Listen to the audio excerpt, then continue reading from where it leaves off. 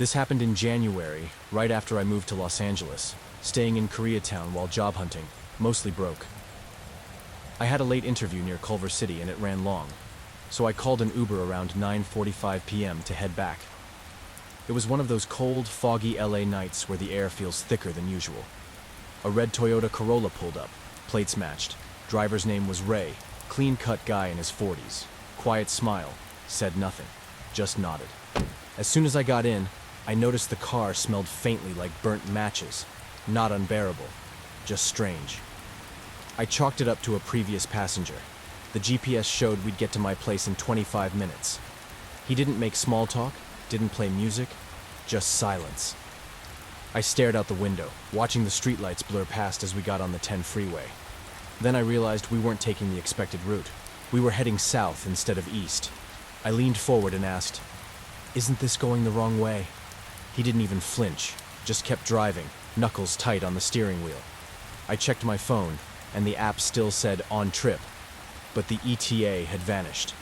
The route line blinked for a second, then corrected itself to this new direction.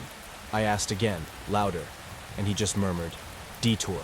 We were somewhere near Baldwin Hills when he suddenly took an off-ramp into a neighborhood I didn't recognize. No streetlights, no people, just rows of boarded-up houses and alleyways. My phone had one bar, and I texted my roommate to share my location. No reply. The driver turned onto a narrow road flanked by crumbling walls and dead-end signs. I asked him to stop the car. He didn't. I started recording with my phone in my lap, just in case. Then, at a random corner, he finally pulled over. Didn't say anything, just parked and stared ahead, engine still running.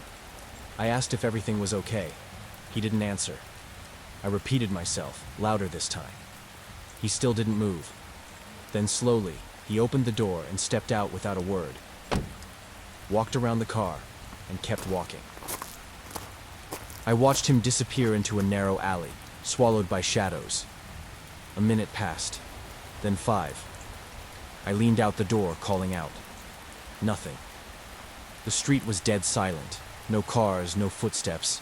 Just fog moving like smoke through the trees. I finally got out, heart racing, stood beside the car and looked down the alley. It was pitch black. He was just gone. I sat back inside and tried to cancel the trip. Only now the app wouldn't load. It froze on a blank screen. I looked up again and noticed something strange. A shadowy figure floating near the alley headed to the direction Ray had walked to. I stared at it, chills crawling up my spine, then slammed the door and locked it from inside. I turned on the interior light and looked around. Nothing. No keys in the ignition, but the engine was still running. My phone buzzed once. A notification. "Thanks for riding with Ray. Rate your trip?" I blinked. I hadn't even ended the ride. The app said, completed, and now it showed a 5-star rating already submitted. By me. I hadn't touched it. That's when I saw my own reflection in the rearview mirror, and someone was sitting in the back seat. I spun around. No one was there. Just empty space. But the air was ice cold now, and I swear I heard breathing. Slow. Steady. Not mine. I jumped out and ran, sprinting down the street until I saw lights in the distance. I flagged down a passing car, breathless, trembling. When we came back minutes later with a cop who happened to be nearby, the red Corolla was gone, like it was never there. They pulled up the app logs at the station later, but nothing made sense. It showed I was dropped off at my apartment, 30 minutes before the ride even started. Ray's profile vanished the next day, no trace of the trip. To this day, I still avoid Ubers at night in LA. And sometimes, when I'm outside, I see that same red Corolla in the distance, idling at a corner, waiting.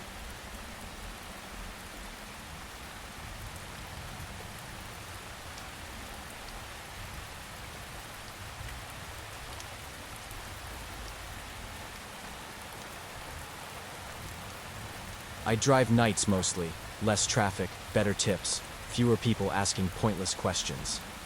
That Tuesday started like any other.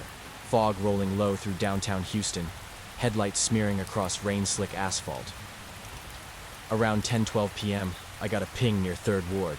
No photo on the profile, just the name, K. Pickups like that usually make me uneasy. I almost skipped it. Wish I had. When I pulled up, the address led me to a shadowy curb between two dead storefronts. No one was around. Just a guy standing still under a busted street lamp, hands in his hoodie, not moving until I flashed the brights. He got in without a word, shut the door quietly, and just said one thing. Almeida and OSD. I tapped it in, but before we merged onto the main road, he said it again, slower, like he was making sure I remembered. He didn't speak after that. No music, no app chat, no breathing even. That sounds weird, but I swear it. No breathing. I kept glancing at the mirror and could barely see his reflection, like the glass didn't want to catch him. I rubbed my eyes and focused on the road. The air in the car got colder with every block we passed. I turned off the AC, but it didn't help. The windows started fogging from the inside. I tried a joke. Something lame about Uber horror stories. Nothing. Not even a fake laugh. Just silence. Then I noticed we were going in circles. Not physically, but the same buildings kept showing up. Same graffitied gas station, same cracked metro bench. I looked in the mirror again. He was smiling now. No teeth, just lips stretched wide. At a red light near McGregor, I turned around and asked if he still wanted that destination. He blinked slow and whispered, You already know where I am going. His voice sounded like it came from under the seat. I whipped around, heart slamming, but he hadn't moved. Still sitting, still smiling. That's when I noticed he wasn't alone in the back seat. It looked darker near the other window, like someone else was hunched in the far corner. I said, Look, man, I don't know what kind of joke this is, but I'm ending the trip. He just nodded, not to me, but to the thing next to him. I hit the brakes and turned on the dome light. No one was back there, no other passenger. But the moment I looked away, the cabin light went out, and I swear, I felt a hand brush the back of my neck, cold and dry like leaves. I floored it, ignoring the app. I just wanted out. I took turns at random, trying to shake off the dread. Finally pulled into an old gas station and told him to get out. He didn't argue, just opened the door and stepped out, calmly. Then he leaned down and said, You're not done driving yet. His eyes looked like they were filled with static, just noise. The door clicked shut behind him. I watched him walk into the dark, but here's the part that still messes me up. He didn't cast a shadow under the gas station lights. None. Just faded away into the fog like he'd never been there. After what happened, I decided to stop working Uber at night, even if I lose money. I am not picking up strangers at night anymore. I learned that the hard way.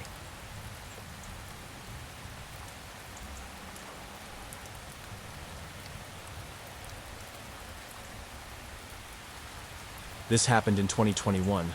I was driving Uber part-time to save for college. Phoenix was still cooling off from the summer heat, and nights were finally bearable.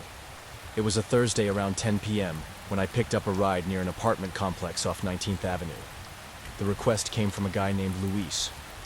The pin dropped near the dumpsters, not the main entrance, which was weird, but not unheard of for late-night pickups. When I pulled up, they were already waiting, a couple in their mid-30s maybe. The guy looked annoyed, pacing a little, and the woman was leaning against the wall smoking. She stubbed it out when I rolled up. Both got in the back. No greetings. I asked if they were heading to North Mountain like the app said. The guy just grunted. Yeah. The woman didn't say a word. Her eyes were locked on the back of my seat. We drove for a while in silence. They didn't speak to each other. No music, no phone scrolling. Just still. I checked the mirror a few times. He was staring out the window, arms crossed, tense. She sat oddly upright, hands on her knees. I figured maybe they'd just had a fight. Couples argue in my car sometimes. But the weird part? They never once looked at each other, like complete strangers. About 10 minutes in, I noticed we were headed toward a residential area that looked mostly empty. Older homes, some boarded up, a few cars parked half on the curb. I double-checked the address, still matched the one on the app. I asked again if they were sure about the drop-off. The guy muttered, yeah. Same tone as before. Short, clipped. The woman was still silent, still staring forward. We passed a parked car with its lights on. As we went by, the guy suddenly sat up straighter, then leaned forward, whispering to her. I couldn't hear what he said, but she didn't respond. just turned her head slightly, barely an inch, and smiled. I only caught it in the mirror. It wasn't a normal smile. It was too wide, too sudden. Her eyes stayed the same, cold, flat. I felt this weird heat crawl up my neck. I turned onto the last street before their destination. Just a row of single-story homes with no lights on. The kind of place that feels halfway abandoned even in daylight. The app said to drop them at 1743 West El Caminito. But the numbers on the houses didn't match. There was no 1743. I slowed down. The guy leaned forward and said, "Here's good." I stopped.